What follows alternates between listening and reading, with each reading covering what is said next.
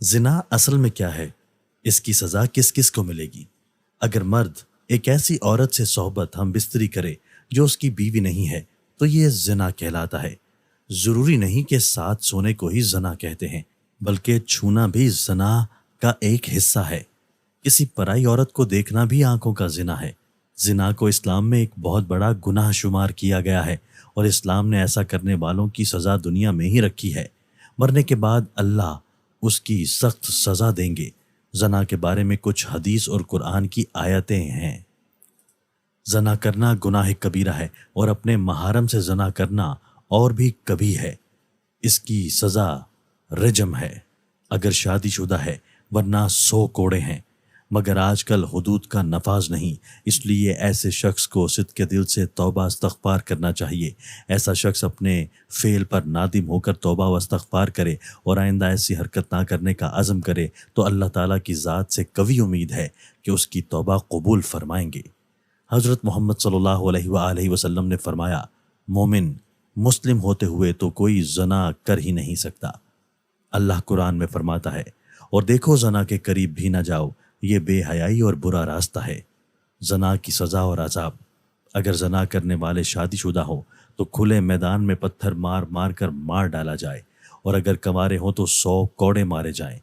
آج کل دیکھنے میں آیا ہے کہ اس گناہ میں بہت سے لوگ شامل ہیں، خاص کر کے اس بازار میں جہاں عورتیں اور مرد جاتے ہیں۔ کس کا ہاتھ کس کو لگ رہا ہے، کہاں لگتا ہے، کچھ معلوم نہیں ہوتا، چاہے لڑکا ہو یا لڑکی۔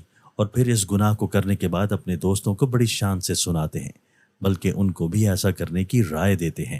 اگر کوئی اکیلے لڑکے یا لڑکی کوئی غلط کام کرتا ہے تو اس کا گناہ اس کے ماں باپ کو بھی ملتا ہے، کیونکہ انہوں نے اس کی جلدی شادی نہیں کی، جس کی وجہ سے وہ غلط کام کرنے لگے۔ اور شادی کی عمر ہونے کے بعد بھی ماں باپ ان کی شادی نہ کریں تو اللہ ناراض ہو جاتا ہے، اور ان کے گھر کی برکت ختم ہو جاتی ہے، اور اللہ ان ماں باپ سے قیامت کے دن حساب مانگے گا۔ ایک جگہ اللہ نے قرآن میں فرمایا کہ پاک دامن لڑکیاں پاک دامن لڑکوں کے لیے ہیں۔ اس کا مطلب یہ ہے کہ اگر آپ اچھے ہیں تو اللہ آپ کو بھی اچھی بیوی یا دلہا دے گا، اور خراب ہیں تو سمجھ لیجئے زنا ایک ایسا عمل ہے جس سے نسیان، ایڈز، کینسر جیسی موذی بیماریاں پھیلتی ہیں۔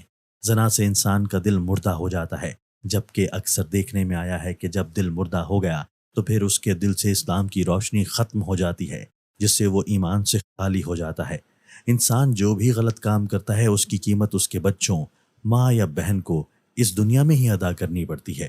اگر آپ نے اپنا جنسی قصہ اپنے دوست سہیلی کو سنایا اور اس کے دل میں بھی ایسا کرنے کی بات آ گئی اور اس نے وہ کام کر لیا تو اس کا گناہ آپ کو بھی ملے گا، کیونکہ آپ نے ہی اس کو غلط راستہ دکھایا ہے۔